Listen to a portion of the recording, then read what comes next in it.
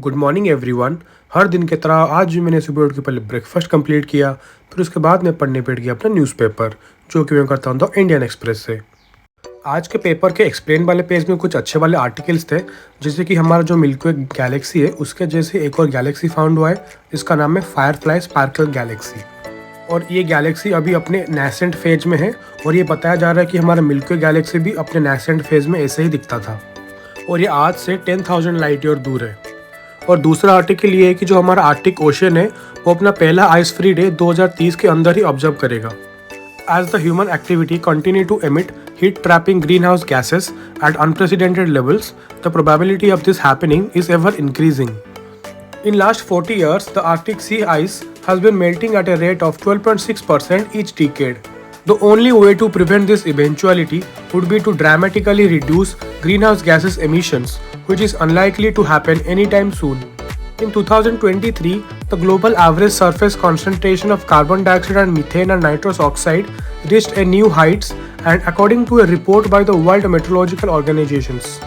और ये जो आइस मेल्ट हो रहा है इसके बहुत से कॉन्सिक्वेंसेस हो सकते हैं, जैसे कि this would exacerbate the climate change due to something known as albedo effect. Another fallout of disappearing Arctic sea ice will be calamitous sea level rise. The disappearance of sea ice will present unprecedented challenges to ecosystem dependent on it. The loss of ice and melting permafrost spells trouble for polar bears, walrus, Arctic foxes, snowy owls, and reindeer and many other species. Economy वाले page में एक और article है, जैसे कि Switzerland suspends most favoured nation status to India in tax avoidance agreement. Then SEBI proposes allowing retail participation in algo trading. Then one nation and one election के तहत parliament और लेजिस्लेटिव असेंबली में जो एक टाइम में इलेक्शन होने वाला है वो 2024 से ही चालू होगा. देन इंडिया और यूएई के बीच में defence, energy, technology and nuclear energy and polar research को लेकर एक पैक्ट साइन हुआ है. बस आज के न्यूज़पेपर में इतना ही था. फिर इसको ख़त्म करने के बाद मेरे को कुछ काम था, इसलिए मेरे को बाहर जाना पड़ा.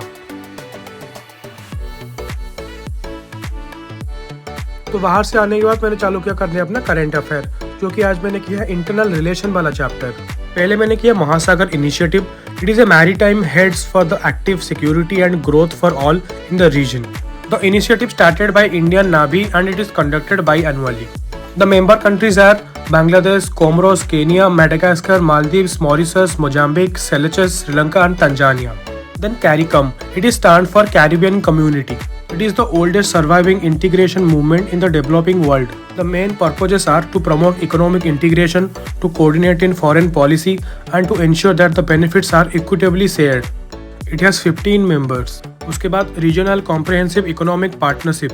It is a proposed agreement between the member state of ASEAN and the Free Trade Agreement partners. It aims to cover trade in goods and services and intellectual property. The ASEAN has 10 members and the FTA has 6 members. Then One Sun, One World and One Grid. It is an initiative to introduce a transnational electricity grid that supplies power worldwide. The project is spearheaded by the Government of India and the UK in partnership with the International Solar Alliance and World Bank Group. It aims to connect different regional grids through a common grid that will be used to transfer renewable energy power. Then SDS Visa. It stands for Study Direct Stream Visa. It provides several benefits for eligible international students like faster processing, reduced fees and simplified documentation. In 2022, 1,90,000 Indian students applied through the SDS program. Then why was the SDS visa discontinued? Abuse of the system, housing crisis, resource constraint and policy shift. Then the impact on Indian student. Longer processing time, higher fees and complex procedure. Then what is Asia Pacific Telecommunity? It is an intergovernmental organization established in February 1979 with the aim of promoting international community technology development in the Asia Pacific region.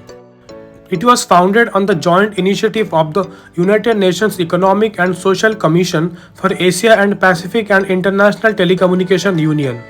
It has 38 members, 4 associate members and 140 affiliate members.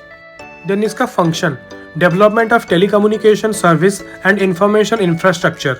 Then it plays a vital role in coordinating and harmonizing policies, regulations and technical standards. Then organize variety of capacity building programs. For example south Asian telecommunication regulator council.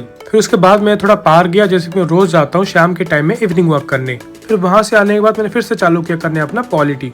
और polity में मेरा वो landmark judgment and their impact वाला chapter अभी बहुत बाकी था, तो पहले उसको मैंने कंप्लीट किया क्योंकि उसमें बहुत से केसेस दिए हुए थे और ये केसेस जानना बहुत ज़रूरी है क्योंकि ये मेंस में और प्रीलिम्स में भी पूछा जा सकता है इसमें से।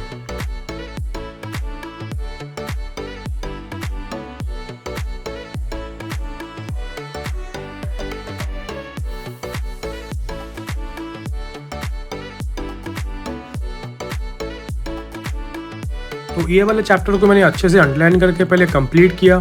फिर उसके बाद मैंने थोड़ा ब्रेक लिया 10-15 मिनट का। फिर उसके बाद मैंने जो एक्सप्लेनेशन होता है स्टडी IQ के चैनल में सारे न्यूज़ के, उसको मैं देख रहा था। फिर इसको कंप्लीट करने के बाद जैसे कि मैं रोज़ लगाता हूँ, एक विजन एस का एक मॉक टेस्ट लगाया जो कि 2 घंटे का था और इसको ख़त्म करके मैंने कंप्लीट किया अपना डिनर। तो ये था आज का मेरा पूरा दिन का स्केड्यूल। अगर आपको वीडियो अच्छा लगा हो तो please like, share and comment कीजिए और ऐसे इंटरेस्टिंग वीडियोस देखने के लिए आखिरी में चैनल को सब्सक्राइब करना ना भूलिए।